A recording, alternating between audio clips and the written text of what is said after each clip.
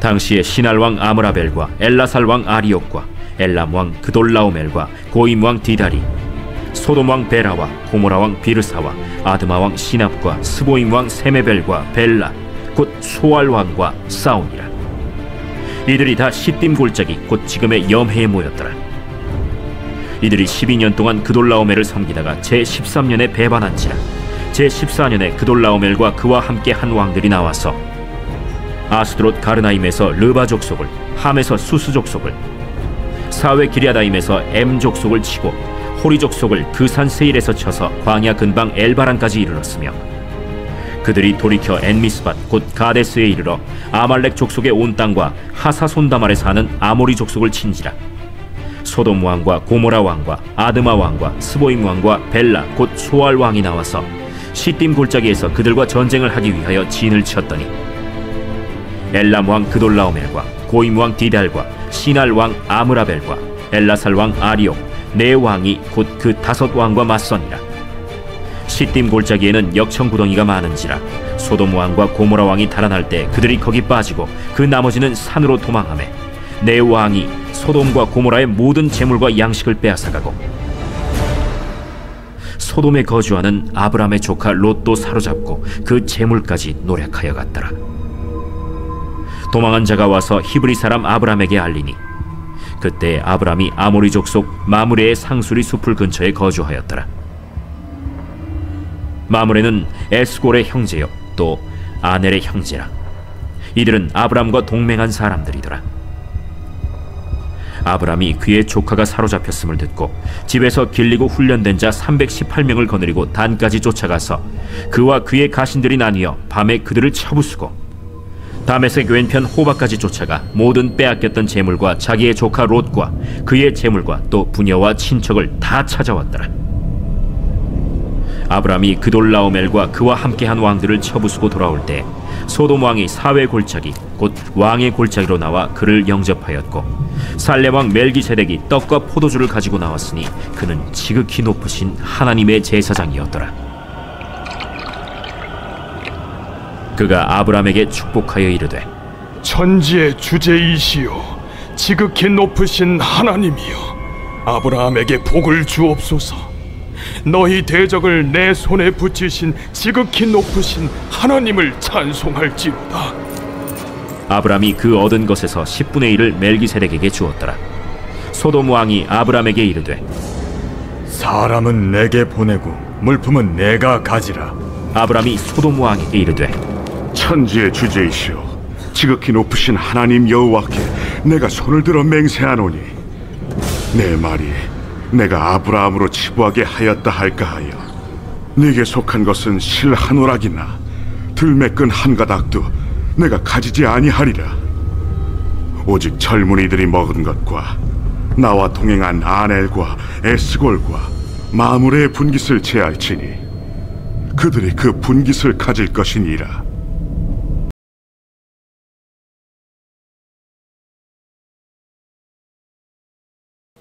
여러분들 럭비공 같다라는 말 들어보셨나요? 아, 그 이는 럭비공이야. 네. 어쩔 때 그런 말 쓰죠? 네? 문혜영 권생 언제요? 어디로 튈지 모르는 사람들, 예측 불가. 그런 사람들을 보고 럭비공 같다라고 이야기합니다. 오늘 우리가 이제 아브라함을 보는데 이 아브라함이 마치 럭비공과 같습니다. 예측 불가합니다. 어디로 튈지 몰라요. 신앙인들의 삶이요, 어찌 보면은 세상 사람들이 보기에는 좀 럭비공과 같아야 돼요. 이게 세상 가치로는 이렇게 살아야 되는데 그렇게 살지 않고 다르게 살거든요. 이야, 참 저 사람들은 럭비공 같다. 그렇게 예측이 불가한 세상 사람들이 보기에 예측이 불가한 삶을 살아야 됩니다. 오늘 말씀의 배경은 이런 거예요. 그 가나안 땅 요단강을 중심으로 해서 아브라함 시대 때는 국가가 우리가 같은 큰 국가가 아니라 도시국가입니다. 도시국가. 그래서 이 요단강을 중심으로 가나안에 5개의 큰 도시국가들이 있었어요.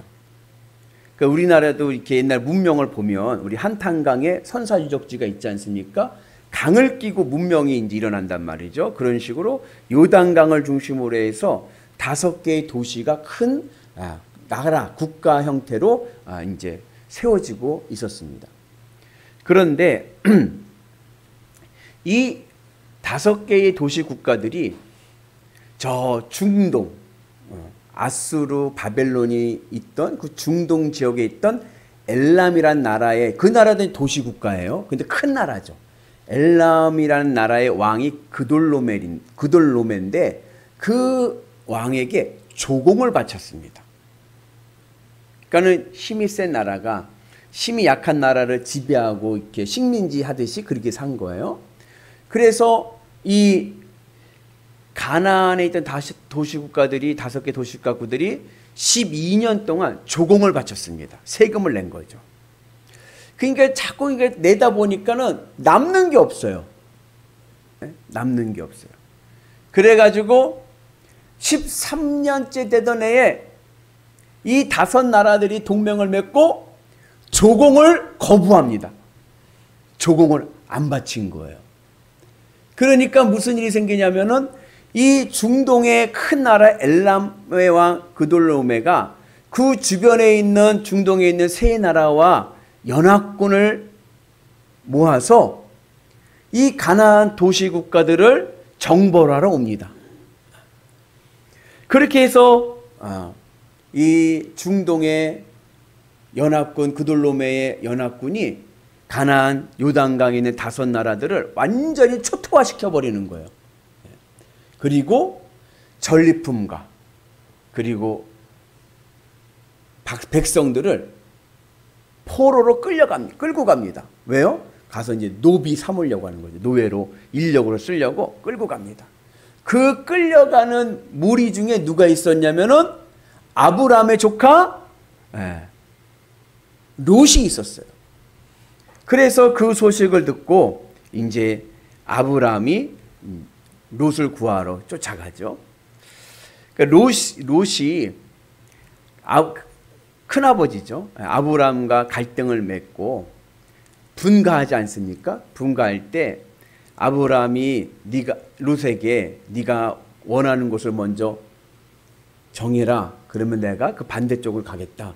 할 때에 롯이 어디를 봤어요? 눈을 들어서 목초지, 좋은 땅을, 먹고 살기 좋은 곳. 그러니까 어디 갔어요? 소돔이란 나라에 소돔이란 도시로 들어간 거예요. 거기는 눈으로 보기에는 어때요? 정말 좋은 곳이, 강에 물이 있죠, 목초지가 있죠, 살기 좋은 도시인 거예요. 그래서 살기 좋은 곳으로 갔습니다. 근데 가보니까 어때요? 허당인 거예요. 농사는 잘 짓고 풍년이고 그리고 목초지가 많아서 양들도 많이 번성을 하지만 그러면 뭐해? 다 뺏기는 걸. 그죠? 강한 나라가 싹 뺏어가잖아요. 얼마나 뺏어갔는지 이 나라들이 반기를 들어가지고 전쟁을 하지 않습니까?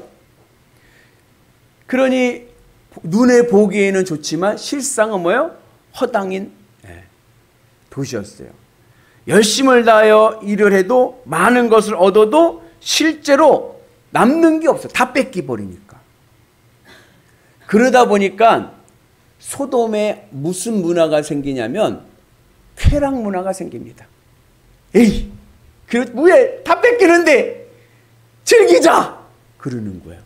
그래서 퇴폐 문화가 이 소돔, 고모라 이 5 도시 국가에 일어납니다. 그래서 우리가 그 동성애자들 있지 않습니까? 특별히 이제 남자들끼리 동성애하는 사람들 남색자라고 하는데 그들을 영어로 뭐라 하냐면 소도마이트라고 그래요. 어디서 왔을까요? 소돔에서 왔어요. 소돔 사람들이 그냥 막 동성애하고 막 퇴폐 그냥 그렇게 막 가버리는 거예요. 뭐 있어 보면 다 뺏기는 거. 그렇게 쾌락을 추구하는 그러한 도시가 되고 말았습니다. 그때에 이 아브라함이 조카 롯이 포로로 끌려갔다는 얘기를 듣고 어떻게 했죠? 자기의 수하에 있는 훈련된 318명의 사람들을 데리고 머슴들을 데리고 아브라함이 살던 헤브론에서 단까지, 단은 가나안 땅 맨 끝이에요. 맨 이북이에요. 거기까지 한숨에 달려갔죠. 거리가 얼마냐? 180km 정도 됩니다. 대전에서 서울까지 거리예요. 그렇게 단숨에 올라가 가지고 전쟁을 해가지고 그래서 승리해서 전리품과 롯을 찾아오게 되죠. 이 전쟁은 어떻게 이길 수 있었냐면은, 이 아브라함의 전쟁은 인류 역사상 최초의 야간 기습 공격입니다. 이번 주일 말씀도 공교롭게 창세기 14장 오늘 말씀이라 자세한 전쟁 이야기는 주일날 또 말씀드릴게요.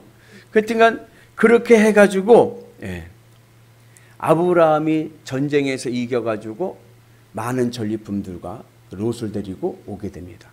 근데 이 아브라함의 캐릭터가 지금까지 우리가 알고 있는 아브라함의 모습과는 다른 거예요. 지금까지 우리가 알고 있는 아브라함은 어떤 아브라함이에요? 문혜영 권사님이 지금까지 알고 있는 아브라함은 어떤 모습이에요?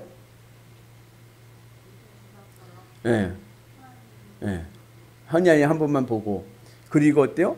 그리고 이렇게 비폭력주의자 같지 않습니까? 그죠? 그리고 좀 힘없는 나그네 같아요. 왜? 아내도 막 빼앗겨. 그죠? 그러니까 좀 힘도 없고 그냥 무능한 나그네 같은 모습이었어요. 누구랑 싸움도 안 해보고. 그런데 오늘은 그것과는 전혀 다른 캐릭터인 거예요. 강한 용사인 거예요. 물불을 가리지 않는 거예요. 지금 아브라함의 군대는 318명인데 저 연합군은요 10,000명이 넘어요. 그런데도 끝까지 쫓아가서 싸워 이겨 돌아옵니다. 아브라함의 캐릭터가 완전히 바뀌어집니다. 우리가 기존에 알고 있던 모습과는 전혀 다른 아브라함의 모습을 우리가 보게 됩니다. 이것이 어떻게 가능한가? 이게 바로 하나님의 말씀을 따라 살아갔기 때문에 가능한 거예요. 믿음의 사람들은요, 세상 상식으로 살아가는 게 아니라 하나님의 말씀으로 살아갑니다. 세상 가치로 살아가는 게 아니라 하나님 나라 가치로 살아갑니다. 그래서 하나님이 주신 은혜가 있으면 그 길로 가는 거예요. 예측 불가. 예언자들에게 무능이라는 게 있습니다. 우리가 기도하다가 실수하는 것 중에 하나가 그거예요. 그게 뭐냐면, 예언자들이 하나님 앞에 기도하면서 하나님 앞에 응답을 받습니다. 그러면 하나님의 응답을 받으면 그게 끝이라고 생각을 하는 거예요. 그래가지고 그 다음부터 기도를 안 해.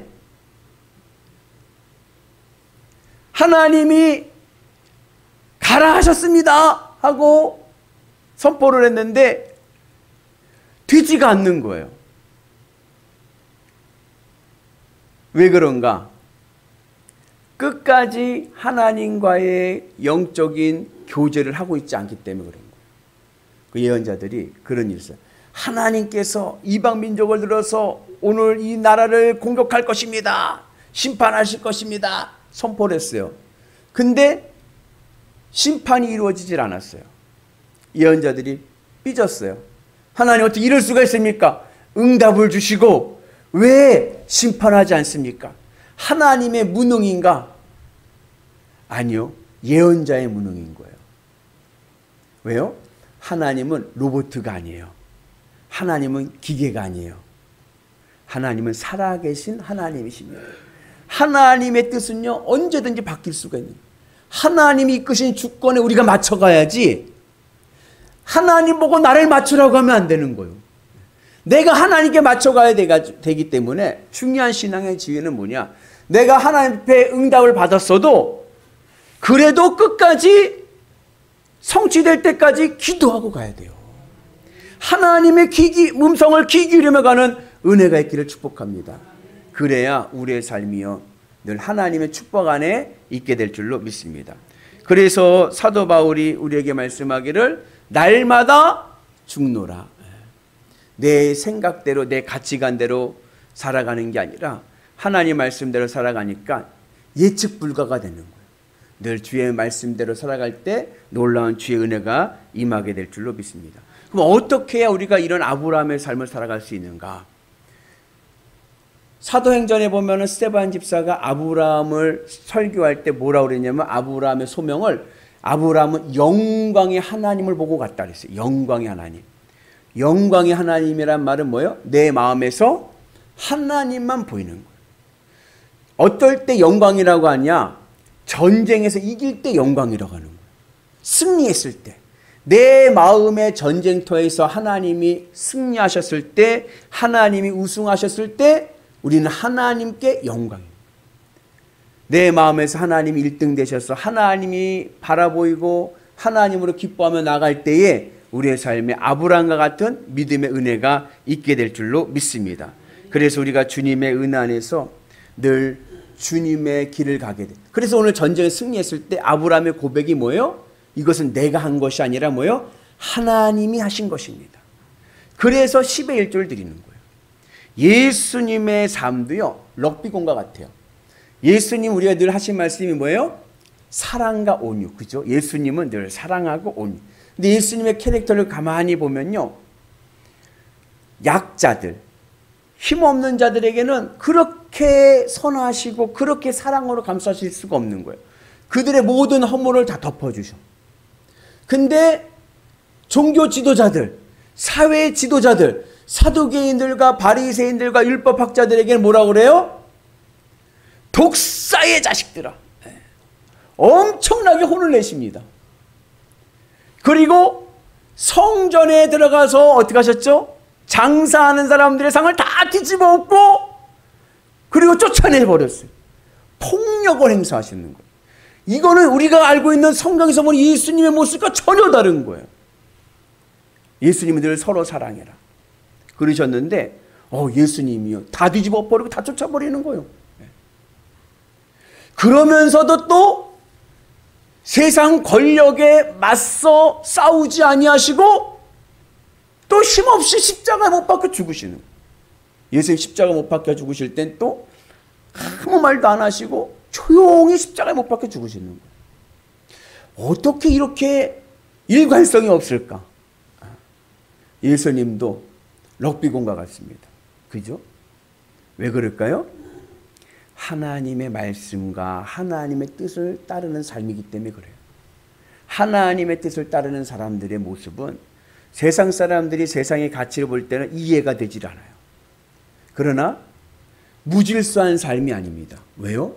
그 삶에는 하나님의 뜻이 흐르고 있기 때문에 그런 거예요. 하나님 보시기에는요, 질서 정연한 삶을 살고 있게 되는 것입니다. 그래서 오늘 우리도 주님의 은혜 안에서 아브라함과 같이 담대하게 세상을 두려워하지 마시고 말씀 붙잡고 믿음으로 나아가는 은혜가 있기를 축복합니다. 그럼 하나님께 나에게 지혜를 주세요. 오늘은 사랑으로 덮어라. 오늘은 사랑의 매를 대라. 오늘은 담대하게 나가 싸워라. 오늘은 아무것도 묻지 말고 덮어줘라. 하나님의 지혜와 하나님의 섭리와 하나님의 마음을 가지고 살아갈 때에 우리의 삶이 복된 삶이 되게 될 줄로 믿습니다. 그 은혜가 오늘 우리 가운데 임하기를 주의 이름으로 축복합니다. 그리고 이제 마지막에 11조에 대한 얘기가 나와요. 11조는 오늘 말씀이 성경에 처음으로 나온 얘기예요. 11조의 기원은 어디 있냐면 아브라함에게 있는 거예요. 아브라함이 하나님 앞에 10의 1을 드리는 거예요. 10의 1을 드리는 중요한 신앙적인 교훈이 있습니다. 아브라함이 전쟁에서 이겨서 많은 전리품들과 포로들을 다시 다 데리고 왔어요. 오다가 누굴 만나냐면 멜기세덱을 만나게 됩니다. 살롬의 왕이자 제사장인 멜기세덱을 만났을 때 멜기세덱이 이렇게 얘기합니다. 네가 오늘 전쟁에서 이긴 것은 네가 이긴 것이 아니라 하나님이 그들을 붙이셨기 때문에 하나님께서 이기게 하신 것이다 라고 이야기합니다. 그때의 아브라함이 아멘! 맞습니다! 하면서 하나님께 바친 예물이 10의 1조인 거예요. 왜 10의 1조를 바쳤냐? 그 당시에는 국가에 내는 세금이 10분의 1이었습니다. 소득의 10분의 1. 국가가 뭐를 해요? 여러분 국가에 세금 내시죠? 왜 국가에다 세금을 내십니까? 국가가 나의 생명과 내 재산을 지켜주기 때문에 그런 거예요. 아브라함이 하나님 앞에 10의 1조를 드렸다는 것은 내 생명과 내 삶은 누가 지켜주신다? 하나님이 지켜주신다는 거예요. 그러한 믿음의 고백으로 아브라함이 자발적으로 드리는 것이 10의 1조입니다. 그리고 이 10의 1조의 영적인 교훈은 뭐냐면 내가 가지고 있는 모든 것들은 다 누구 것? 누구 것? 정말로요? 두 손 들고 아멘. 내 것에서 10의 1을 떼면요 아까워서 못합니다. 어떻게 번 돈인데요. 그러나 하나님의 것에서 10의 1을 떼는 것은 쉽습니다. 내 것도 아닌데 뭐. 그죠? 여러분들 그잖아요. 내가 막 한 거는 남 주기 아까워도 남에게 준 거는 나눠주기 주요. 그죠? 내가 가지고 있는 거 다 하나님의 것이에요. 하나님의 것 중에 10의 9를 내가 쓰는 거예요. 아멘이십니까?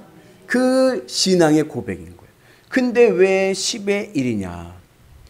처음이 중요해요. 10의 1은요. 다 쓰고 마지막에 1을 드리는 게 아니라 먼저 1을 드리고 나머지를 쓰는 겁니다. 이게 초실절의 신앙의 고백과 연결되는 거예요. 우리 맥추절 지난주에 지켰지 않습니까? 맥추절이 초실절의 시작이지 않습니까? 첫 번째. 여러분, 첫 열매는요. 커요? 작아요? 작아요. 첫 열매는요. 맛있어요? 셔요?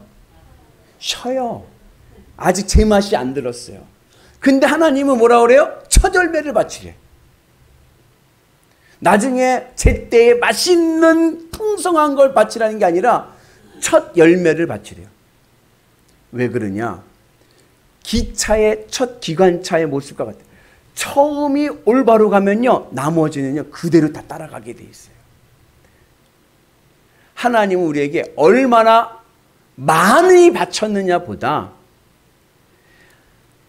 하나님을 얼마나 더 사랑하느냐를 보시는 거예요. 내 마음의 첫 번째가 하나님 되시기를 원하십니다. 그래서 11조 신앙의 가장 중요한 것은 얼마를 바쳤느냐가 아니라 내가 얼마나 하나님을 사랑하느냐. 하나님이 여러분들의 마음에서 첫 번째 열매되는 은혜가 있기를 축복합니다. 그래서 늘 주님의 은혜 안에서 주님 중심적인 삶을 살아가면 세상 사람들 보기에는 이해가 되질 않아. 야, 어떻게 저렇게 살아갈까? 근데 잘 살아. 세상 사람들은 이해가 되지 않아. 그런데도요, 믿음의 길을 가니까요, 복의 복을 누리게 될 줄로 믿습니다. 그 아브라함에게 복이 펄펄 넘쳐서 나중에요, 거부가 되고요. 그 복이 자손들에게 흘러서 이삭과 야곱과 요셉, 하나님의 이스라엘의 민족을 이루게 된 줄로 믿습니다. 한번 믿고 따라가 보시지요. 하나님의 능력이 있을 줄로 믿습니다. 그래서 어느 곳에 가든지 우리는 세상 가치로 살아가는 것이 아니라 하나님 나라 가치로 살아가는 은혜가 있기를 주님의 이름으로 축복합니다. 아브라함과 같이 이 시대 강한 용사들 되시기를 주님의 이름으로 축복합니다.